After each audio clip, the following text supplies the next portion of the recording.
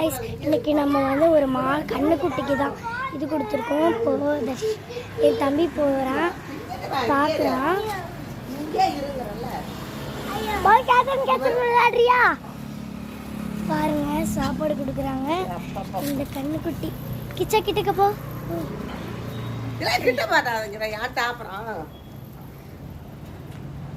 எல்லாரும் தொட்டு தொட்டு தர்ஷன் நீ போய் தொட்டு பாரு.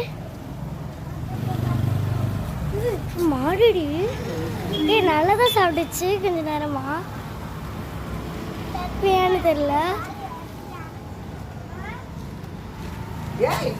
கிச்சா அடிக்க கூடாது. கிச்சா கிச்சா நீ போய் தொட்டு பாரு மாட. தர்ஷன் நீ போய் தொட்டு பாரு. அடிக்க கூடாது.